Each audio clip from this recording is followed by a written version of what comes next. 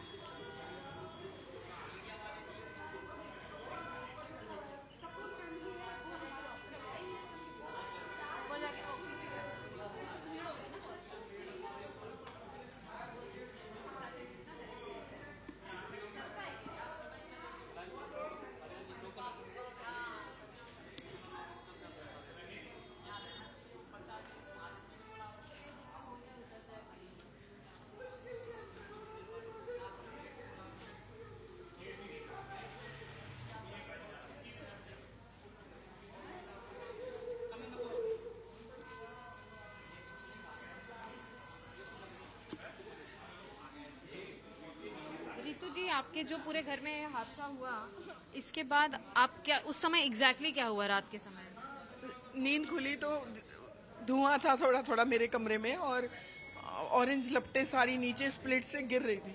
मेरी बेटी मेरे साथ सो रही थी, उसको लेके बस मैं मलिक साहब के कमरे में भागी। पहले कुछ कपड़े थे वो वह करके ये सारा मेरा हाथ जल गया है और बस फिर मैंने अपने पति और बेटे को निकाला। नीचे आए हैं, हमने 112 करी है और फिर फायर ब्रिगेड बुलाओ, ये करा सब। फिर हमने आवाजें मारी, 4th वाले को फोन करा, रजत गोयल को, कि आग लगी नीचे आ जाओ। हम नीचे से भी चिल्ला रहे थे कि उस वाले आसपास के बिल्डिंग से आ जाओ। ये लोग नहीं पहुंच पाए ऊपर, वहीं पे खत्म हो गए। आप पहचानते थे उस परिवार को जिसकी हाँ, हम तो रहे हैं 4 साल से ही। उनकी बाइकें हैं, रिंकू, सचिन कपूर जी, और वो इनका शेयर्स का काम है, 3rd फ्लोर इनका ऑफिस था। तो चलो, एक सवाल लगा था जो वीडियो देख के लोग भी पूछ रहे हैं कि क्या सर्विसिंग में कोई दिक्कत थी, आपने हाल ही में कराया था, क्या ख्याल रखा था? नहीं ऐसा कुछ नहीं था। मेरे ओ जर्नल के वो हैं, सारे वो हैं, ओ जर्नल के थे मेरे एसी। हाल ही में ये वाला जो है इसका आउटर चेंज कराया था मलिक साहब ने कि बिल ज्यादा आता है बस, और ओ जर्नल का वो था, उसकी वजह से हुआ। अब ये तो टेक्निकल फॉल्ट मैं नहीं बता पाऊंगी, बट शॉर्ट सर्किट हुआ है due to fail of builder. जो वायरिंग यहाँ होती है ग्रीनफील्ड में, इतना गंदा काम होता है। इसको हमने बोला था राकेश यादव को, बिल्डर है जो, कि इसकी वायरिंग चेंज कराओ, बाकी 4 साल से उसने तो हमसे कभी संपर्क नहीं किया। देखिए, गलती किसी की होती है, खामियाजा किसी और को भुगतना पड़ता है। फिलहाल रितु मलिक हमारे साथ थी, जुड़ी थी, जिन्होंने बताया कि आखिर पूरा हादसा हुआ तो वो कैसे खुद की परिवार की सुरक्षा के लिए यहाँ से निकली, लगातार लोगों को आवाजें दी कि वो अपने घरों से नीचे उतरें और आग की चपेट से बचने की कोशिश करें।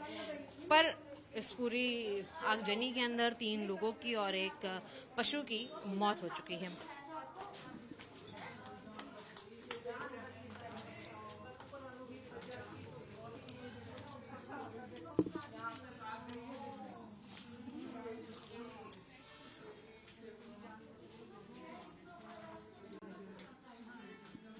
यही से वक्त करते चल देंगे सर अपन।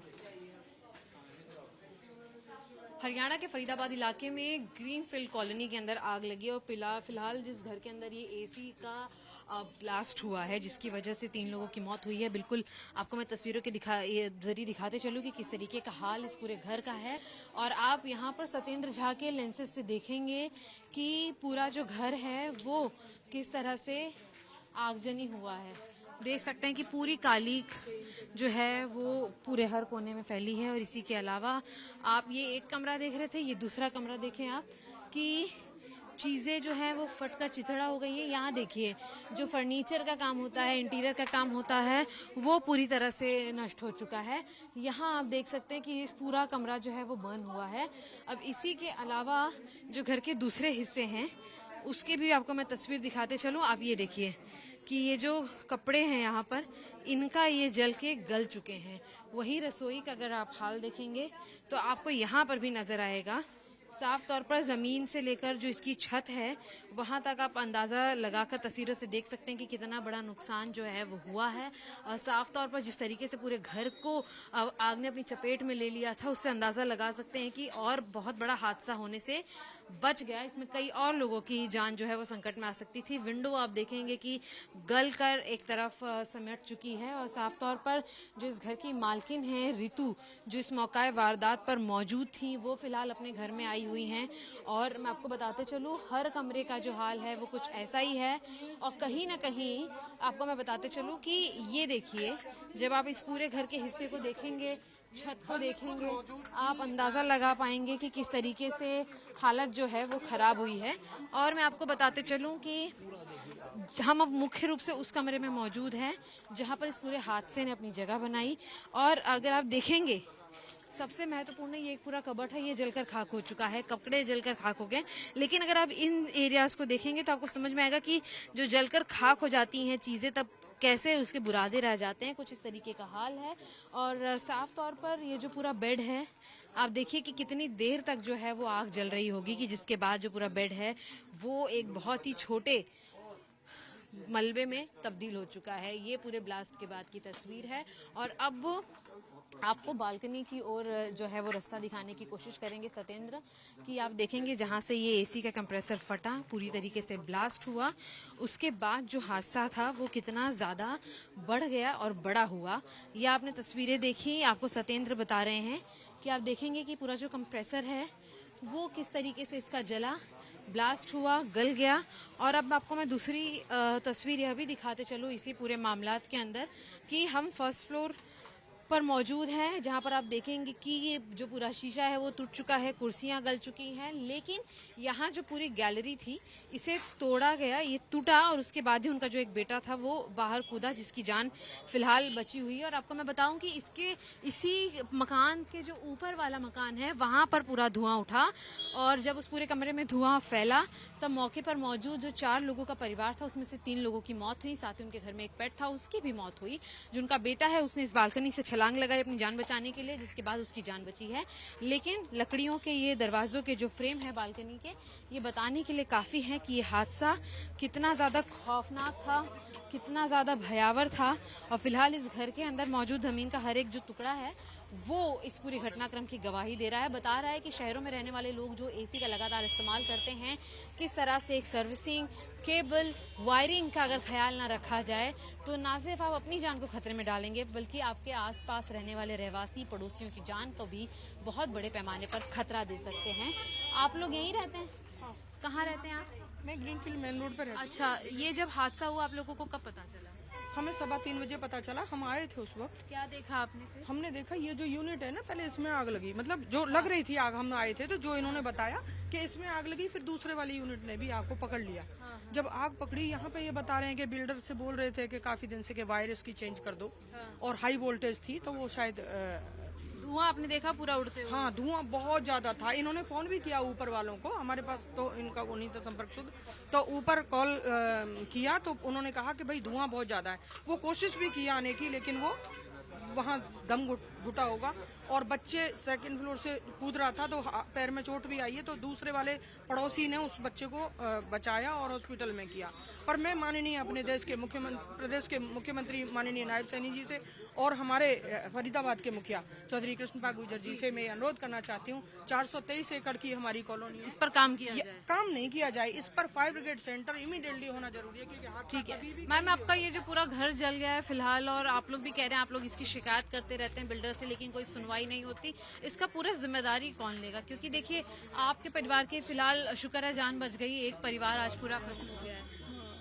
इसकी जिम्मेवारी तो बिल्डर के ऊपर ही है, जो तार इतनी घटिया डालते हैं। जो देखो शॉर्ट सर्किट कैसे होता है, ये तो आप लोग उस वक्त यहाँ थे मैम जब आग सो रहे थे जी, हम तो निकले हैं भाग के, सो रहे थे, नंगे पैर भागे हैं, नंगे पैर हम भागे हैं नीचे। में कौन कौन था? मैं और मेरी बेटी जानवी, उधर मलिक साहब और उनका हमारा बेटा उधर। अच्छा, चारों जन सुरक्षित यहाँ से तो? हाँ, तो निकल गए ना, हमने कुछ देखा नहीं कि क्या लें, क्या पैसा, क्या जेवर, हम तो भागे। जो देखो अपनी जान पहले है, फिर जाके हमने फोन किए, हमने इनसे वार्तालाप हुई है हमारी 3:35 पे, जो लोग नहीं रहे, बड़ा दुख है उनका। क्या बोल रहे थे वो फिर आपसे? क्या आखिरी कह रहे थे कि बहुत धुआं है, मैंने कहा आप आ जाइए फर्स्ट फ्लोर, वो कह रहे धुआं है बहुत। इतनी आग लगी है तो धुआं तो ऊपर फैलेगा, ऊपर लॉक खुला होता तो शायद वो बच जाते। फायर ब्रिगेड भी हमारे यहाँ फरीदाबाद में कैसी है, 50 मिनट ले लिए फायर ब्रिगेड ने आने में। मेरा घर आना चाहिए। 1.5-2 करोड़ मेरा घर का सर नुकसान हो गया, उसके बाद उनकी जानें चली गई। उनके पास सीढ़ी ऊपर लगा के उनको बचाया जाना चाहिए था, पुलिस वाले लेके आए। आखिरी बार बस वो यही बता पाए आपको कि बहुत धुआं है घर में। धुआं है बस, उसके बाद वो बाहर नहीं आए।